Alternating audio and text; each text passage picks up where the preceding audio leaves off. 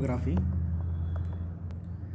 इंडियामध्ये कंपल्सरी नाही आहे except laparoscopy, that is striking. तर कॅपनोग्राफी, कॅपनोग्राम आणि कॅपनोमीटर दोन प्रकारचे आहे, साईड स्ट्रीम आणि मेन स्ट्रीम. हा झाला मेन स्ट्रीम, आणि हा झाला साईड स्ट्रीम. 6 फीटची लाईन आहे. लेंथ विचारू शकता. सॅम्पलिंग रेट विचारतात. Usually 50 to 150 ml per minute एवढा सॅम्पलिंग रेट आहे. तर 50 to 150 ml डिस्टंट असतो, ऑब्स्ट्रक्ट करत नाही एअरवेला, पेशंटच्या जवळ नसतो. कॅलिब्रेशन ऑटोमॅटिक असतं. मोठा आहे, लांब आहे, लीक होण्याचे चान्स असतात, ट्यूब ब्लॉक होण्याचे चान्सेस असतात. जर हा सॅम्पलिंग रेट याच्यापेक्षा जास्त असेल, युजली एवढा खाली तर आपण ठेवत नाही, तर हायपो व्हेंटिलेशन होऊ शकतं किंवा एरर होईल. जर रेट जास्त आहे एक्सपायरेटरी फ्लोपेक्षा, सॅम्पलिंग एक्सपायरेटरी फ्लोपेक्षा जास्त आहे किंवा फ्रेश गॅस फ्लोपेक्षा कमी आहे, तर इश्यूज आहे. वेपर कंडेन्स होते, आपल्याला माहिती आहे वेपरचं चेंबर आहे, लिक्विड्स एंटर होऊ शकतात. टाईम लागतो कारण की तेवढं 6 मीटर गॅस क्रॉस करून जायला. खूप सारे ट्यूब आहेत, तर लीक होण्याचा चान्स आहे, कनेक्शन्स आहेत, चान्सेस आहेत एररचे. मेन स्ट्रीम किंवा डायरेक्ट फ्लो किंवा नॉन डायव्हर्टिंग, हा साईड स्ट्रीम और डायव्हर्टिंग आहे. त्याच्यातनं जातो डायरेक्टली, टेम्परेचर 40पर्यंत घेऊन जातात आणि मग IR ॲनालिसिस होतं. तर मल्टिपल ॲनालिसिस करू शकतो, म्हणजे CO2, O2, N2O 3 मोजू शकतो याच्यात इथं आपण सगळे गॅसेस घेतोच. काय माहिती हा भेद का गेला आहे. ॲक्युरसी चांगली आहे, स्टॅबिलिटी चांगली आहे, मल्टिपल गॅसेस करता येतात. सॅम्पलिंग सिस्टीम नाही आहे, त्याच्यामुळे डिले नाही आहे. सॅम्पलिंग सिस्टीमचा सॅम्पल ट्युबिंगचा डेड स्पेस नाही आहे, पण त्याचा स्वतःचा डेड स्पेस आहे, तो स्वतः बल्की आहे. पिडियाट्रिकमध्ये डेड स्पेस वाढवतो, वजन असल्यामुळे किंक होऊ शकतो, फ्रिक्वेंटली कॅलिब्रेट करावा लागतो. ह्याचं ऑटोमॅटिक कॅलिब्रेशन आहे आणि सॉइलिंग होतं त्याचं डायरेक्ट इनलाईन असल्यामुळे. आणि इंट्युबेटेडमध्ये डिफिकल्ट आहे आणि नॉन इंट्युबेटेडमध्ये तर लावणं मुश्किलच आहे त्याला. ओके, बिटवीन द कनेक्शन आणि ETT लावतो. सॅम्पलिंगची गरज नाही, फास्ट रिस्पॉन्स आहे, स्टँडर्ड गॅस नाही लागत. याला कॅलिब्रेट करावं लागतं काही महिन्यांनी. याला स्वतः फ्रिक्वेंटली कॅलिब्रेट करावं लागतं. याला सॅम्पलिंग गॅस नाही लागत, पण याचं स्वतःचं कॅलिब्रेशन भरपूरदा करावं लागतं. आणि हा डेड स्पेस ॲड करतो, इथे सॅम्पल लाईनचा डेड स्पेस ॲड होतो. तर हे व्हेंटीवर लावलेलं असतं, ट्युबिंग असते, स्लो रिस्पॉन्स आहे. याला कॅलिब्रेशन गॅस चेक करावं लागतं काही महिन्यांनी. हा ऑटोमॅटिकली कॅलिब्रेट होतो. सिक्रेशन्सने ट्यूब ब्लॉक होऊ शकते. हायपर व्हेंटिलेशन जर सॅम्पलिंग रेट जास्त आहे फ्रेश गॅस फ्लोपेक्षा, हायपो व्हेंटिलेशन लिहायला पाहिजे, हायपो एरर आहे. वेट वाढतं, अनइंट्युबेटेडमध्ये लावू शकत नाही हे मेन स्ट्रीमवाला, आणि इनहेल्डने डॅमेज होऊ शकतं मेन स्ट्रीमवाला. तर इन्फ्रारेड जे आहे ते क्वांटिटेटिव्ह आहे. त्याचे 2 मेकॅनिझम आहेत, ब्लॅक बॉडी आणि मायक्रोस्ट्रीम. केमिकलचं आहे सेमी क्वांटिटेटिव्ह मेथड, या 2, हायग्रोस्कोपिक किंवा हायड्रोफोबिक, आणि मग मास स्पेक्ट्रोमेट्री आहे. त्या IR तर absorption is directly proportional to concentration, आणि त्याच्यात मेकॅनिझम ऑफ रेडिएशन प्रोडक्शन 2 आहेत. ब्लॅक बॉडी आहे, ते रेडिएशन प्रोड्यूस करते, मग फिल्टर टाकतो आपण, मग जे हवं आहे तेच आपण पुढे पाठवतो. हे ब्लॅक बॉडीला हीट केलं की वेगवेगळे रेडिएशन बाहेर पडतात, त्याच्यातलं आपल्याला जे हवं आहे ते आपण फिल्टर करतो आणि ते गॅसमधनं पास करतो. मग ते किती ॲब्सॉर्ब झालं नाही त्याच्यानुसार मग गॅसमध्ये काय कंटेंट आहे ते कळतं. याच्यात मायक्रोस्ट्रीममध्ये लेझर आहे, त्याच्याने IR जनरेट होतो. तर लेझर असल्यामुळे याला वाटतं सॅम्पल सेल छोटी आहे, लो फ्लो रेट लागतं. IR फिल्टर आहे, ही ब्लॅक बॉडी आहे, फिल्टर करून घेणार, जे हवे ते पाठवणार, किती ॲब्सॉर्ब झाले त्याच्यानुसार मोजणार. केमिकल कलरीमेट्रिक, तर कलरमुळे त्याची सेमी क्वांटिटेटिव्ह आहे.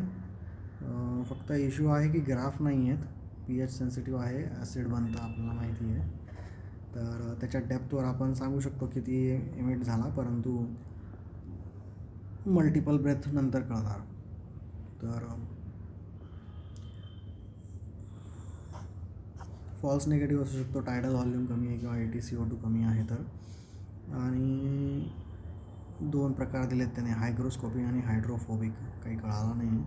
हायड्रोफोबिक ह्युमिडिटीने अफेक्ट होत नाही, हायग्रोस्कोपिक अफेक्ट होतो. हायड्रोफोबिक फास्टर आहे. हे सगळं डिस्पोजेबल सिस्टीम आहेत. ते लावायचं ट्यूबच्यावर, कलर चेंज होतो, फेकून द्या, दॅट्स इट. मग कॅपनोग्राफ, मग हा टाईमचा आहे आणि व्हॉल्यूमचा आहे. तर हा मास स्पेक्ट्रोमेट्रीचं हे आहे.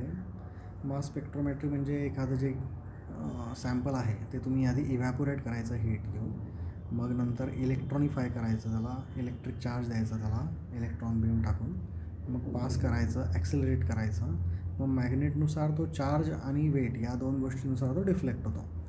तर मग त्याच्यानुसार मग आपल्याला त्याचं ह्या ग्राफनुसार त्याचं हे कळेल, ॲनालिसिस कळेल. तर हे मास स्पेक्ट्रोमेट्री आहे, थेरॉटिकलसाठी दिले त्याने, असं पण करू शकतो. तो कुठं रेडिएशन कुठं मॅग्नेटेशन लावणार आहे OTमध्ये. कॅपनोग्राफ 2 बघितले आपण, टाईम आणि व्हॉल्यूम. तर हा टाईम कॅपनोग्राम आहे आणि हा व्हॉल्यूम कॅपनोग्राम आहे. तर याच्यात तुम्हाला डेड स्पेस आणि इफेक्टिव्ह अल्वेओलर व्हेंटिलेशन तुम्ही मोजू शकता. तर दिस इज टायडल व्हॉल्यूम आणि PCO2 वर आहे आणि इकडे टायडल व्हॉल्यूम आहे. तर हा टाईम्ड नाही आहे, नॉन टाईम्ड आहे हा.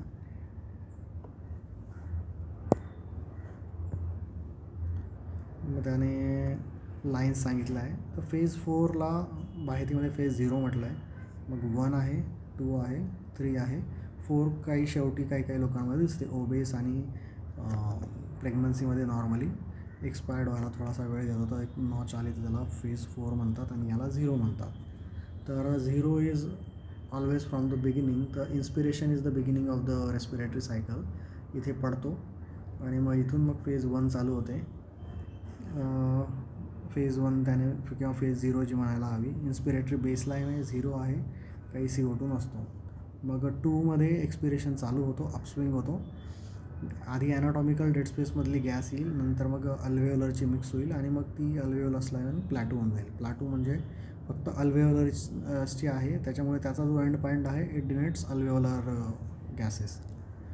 आणि मग पुन्हा मग डाऊन स्ट्रोक इन्स्पिरेशनमध्ये. अल्फा अँगल आहे किंवा टेक ऑफ अँगल किंवा एलिव्हेशन अँगल. हा युजली थोडा ऑप्चूस असतो, 90च्या वर, 100, 110 आणि हा 90 असतो. 90 म्हणजे खटकन पडतं इन्स्पिरेशनमध्ये. एक्सपिरेशन काय पॅसिव्ह प्रोसेस आहे, त्याच्यामुळे तो थोडा वेळ घेतो. इन्स्पिरेशन ॲक्टिव्ह आहे, त्याच्यामुळे पटकन होतो. बीटा अँगल वाढतो, दोघंही ऑब्स्ट्रक्शनमुळे वाढतात. हा ऑब्स्ट्रक्शनमध्ये वाढतो, हा एम्फायसेमामध्ये वाढतो आणि रिब्रिदिंगमध्ये वाढतो.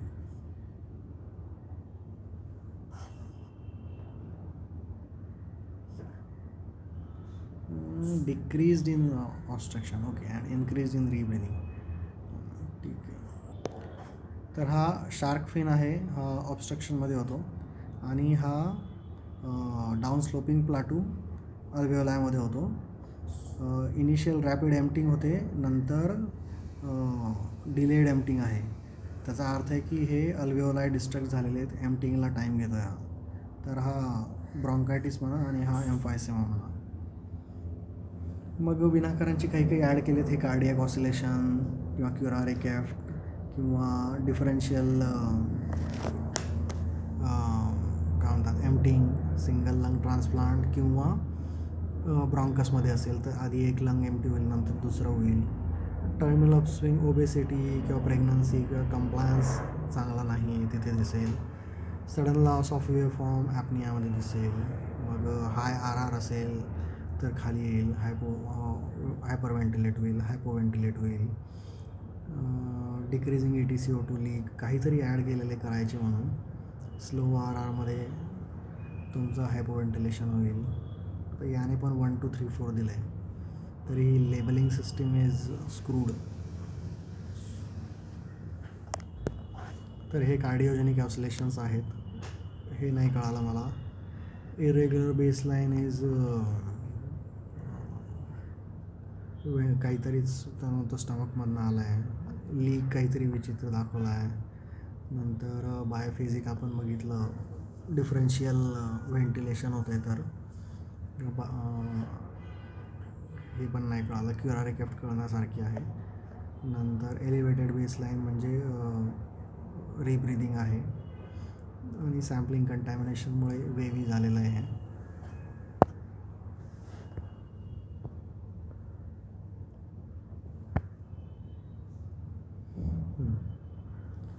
तर हा ब्रॉन्कोस्पाझमचा आहे.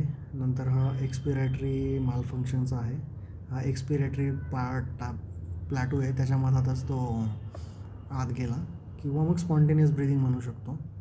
नंतर हा तो म्हणतो इन्स्पायरेटरी ब्रिदिंगचं, इन्स्पायरेटरी वॉलचं मालफंक्शन काही कळालं नाही मला. याच्यात वॉल फंक्शन असेल किंवा नाही कळालं मला, नाही माहिती. नंतर डी इज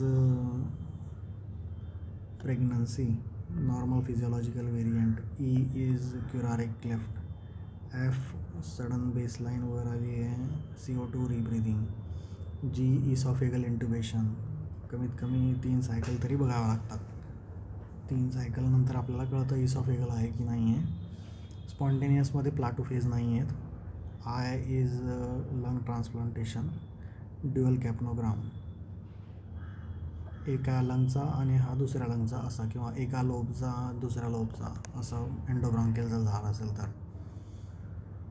आणि जे इज एलिव्हेटेड इज हायपरथर्मिया. नंतर K is ripple effect due to cardiogenic oscillation. नंतर L is sudden raise of baseline contamination, काहीतरी टाकलं आहे. मग हे स्पॉन्टेनियस प्लस इंटरमिटंट आहे. हे CPR आणि हा हे रिब्रिदिंग आहे. CPR चालू आहे आणि sudden return of spontaneous circulation आहे. तर EtCO2 कमीत कमी 10च्या वर तरी पाहिजे. म्हणजे तुम्ही पंप करून तो 30च्या जागी ॲटलिस्ट 10 तरी यायला पाहिजे. आणि डायस्टोलिक BP कमीत कमी 20 तरी यायला पाहिजे. जर ह्या दोघांच्या खाली असेल तर तुमचं CPRची क्वालिटी चांगली नाही आहे. म्हणून CPR मोजायला या 2 गोष्टी असायला हव्या. ॲटलिस्ट EtCO2 तरी असायला हवा. आणि इथं इंट्रा आर्टेरियल फॉर्म असेल तरच कळेल. आणि सडनली तो 40च्या वर जातो, म्हणजे रिटर्न ऑफ स्पॉन्टेनियस सर्क्युलेशन आलेलं आहे. ठीक आहे. मग कॅपनोमेट्री युजली अवेकमध्ये 5चा डिफरन्स असतो आणि तो म्हणतो GAमध्ये 5 to 10चा डिफरन्स होतो AT आणि ब्लडच्या ह्याच्यात. तर एलिव्हेटेड डिफरन्स आहे, नॉर्मल वेव्ह फॉर्म आहे. तर हायपो व्हेंटिलेट होतं आहे किंवा हायपरथर्मिया आहे, म्हणजे प्रोडक्शन वाढलं आहे. सेप्सिस आहे, हायपरथर्मिया आहे, प्रोडक्शन वाढलं आहे. किंवा मग आपण मेकॅनिकली कमी व्हेंटिलेट करतो आहे, जास्त येत आहे, किंवा बायकाप दिलं आहे. कन्व्हल्जन म्हणजे मसल ॲक्टिव्हिटी होते. टॉर्निके सडनली रिलीज केला आहे, रिपरफ्युजन केलं आहे, तर तिथलं मेटाबॉलिझम झालं आहे. क्रॉस कॅम्प रिलीज आहे, किंवा लॅपमध्ये पण तुमचा ओव्हरऑल ग्राफ वाढणार आहे. तर हे मेटाबॉलिझम वाढल्यामुळे झालेलं आहे. तर 3 गोष्टी आहेत, रेस्पायरेशन, मेटाबॉलिझम आणि सर्क्युलेशन. तिघांपैकी काहीही, म्हणजे आधी लंगपर्यंत आधी प्रोड्यूस झालं पाहिजे, प्रोड्यूस झाल्यानंतर ट्रान्सपोर्ट झालं पाहिजे CO2 नंतर मग डिफ्यूज झालं पाहिजे, म्हणजे मेकॅनिक्सने बाहेर यायला हवं. तर 3 कंपोनंट आहेत. मग decrease with normal wave form. Similarly मग हायपोच्या जागी हायपर आलं, हायपोथर्मिया आलं, हायपोथायरॉइड आलं, म्हणजे कमी प्रोडक्शनच कमी आहे, किंवा मग त्याचं हे पण कमी आहे, आउटपुट पण कमी आहे. पल्मोनरी एम्बोलिझम, तिथे डिफ्यूजच नाही होते, किंवा लीक आहे. 0 तर मग डिस्कनेक्शन किंवा ॲपनिया आहे. एलिव्हेटेड बेसलाईन आहे, म्हणजे रिब्रिदिंग आहे, ॲब्सॉर्बंट गेलं असेल. ब्रिदिंग वॉलचा इश्यू आहे, बेसलाईन एलिव्हेट झाली म्हणजे, किंवा फ्रेश गॅस फ्लो ॲडिक्वेट नाही आहे, रिब्रिदिंगचे कारण देतो तो. किंवा ॲपॅरेटसचं डेड स्पेस वाढलेलं आहे, तर त्याच्यात तो सगळा CO2 जमा आहे, मग तो बेसलाईन एलिव्हेट करतो आहे. एलिव्हेटेड आहे आणि ॲबनॉर्मल वेव्ह फॉर्म आहे, तर ऑब्स्ट्रक्शन आहे, prolonged expiratory upstroke. Increase difference शंटिंगमध्ये होणार आहे किंवा डेड स्पेस व्हेंटिलेशनमध्ये होणार आहे, हायपोपरफ्युजनमध्ये होणार आहे. लंग परफ्यूजच होत नाही आहे, त्याच्यामुळे ब्लडमध्ये जास्त आहे, लंगमध्ये कमी येते, किंवा लंगमध्ये तो विना व्हेंटिलेट करताच चालला आहे, किंवा मग शंट आहे राईट टू लेफ्ट, याच्यात पण आपलं ग्रेडियंट वाढणार आहे. AO ग्रेडियंट किंवा CO2 ग्रेडियंट सिमिलरली घेऊ शकतो आपण. नंतर ब्लाइंड इंट्युबेशनसाठी पण वापर करू शकतो. युजली O2 आणि N2मुळे अफेक्ट होतो, परंतु त्याचा क्लिनिकली इफेक्ट काही खास नाही आहे आणि ऑटोमॅटिक कंपेन्सेशन पण आहे. लेंथ आपण बघितली 180 सेंटीमीटर किंवा अप्रॉक्सिमेटली 2 मीटर म्हणू शकतो. नंतर इंडियात कंपल्सरी नाही आहे. ग्राफ बघितला आपण, अल्फा अँगल वाढलेला असेल म्हणजे ऑब्स्ट्रक्शन असेल, बीटा अँगल रीब्रिदिंगमध्ये वाढतो, किंवा अल्वेलर डिस्ट्रक्शनने पण होईल, ते एम्प्टिंगला वेळ लागेल त्याच्यामुळे पण असेल तो. हा आहे ना बीटा अँगल, म्हणजे इन्स्पिरेशनमध्ये CO2 पटकन वॉशआउट होत नाही आहे, तर एम्फायसेमामध्ये होईल ते. आणि मग आपण व्हॉल्यूम कॅपनोग्राम बघितला आपण, व्हीनसचं 5ने एक्स्ट्रा असतं आर्टेरियलच्या, त्यांचा डिफरन्स आपण बघितला 5 आहे आणि तो म्हणतो ॲनेस्थेशियामध्ये 10 होतो. तर CPRमध्ये बघतो आपण ॲडिक्वसी. नंतर सिडेशन दिलेलं आहे तर लागणार आहे, आणि ICUमध्ये लागणार आहे. प्रोलॉंग सिडेशन दिलेलं आहे आउट ऑफ OR, तरी तिथेही वापरतो आपण. रेस्पायरेटरी डिप्रेशन कुठेही झालं असेल तर हे त्याचं समरी आहे. तो म्हणतो की ॲब्सोल्यूट व्हॅल्यूवर नका जाऊ, ट्रेंडवर जा. Changes from baseline are more important. जो बेसलाईन ग्राफ होता त्याच्यात जर काही चेंज झाला तर महत्त्वाचं आहे, कारण की काही ना काही ऑक्सिजन फ्लो आणि ॲटमॉस्फेरिक एअर याच्यामुळे तो ग्राफचं काहीतरी व्हॅल्यूज चेंज होतील, परंतु त्याचा फॉर्म जास्त महत्त्वाचा आहे rather than values. Means he same qualitative is more important than quantitative.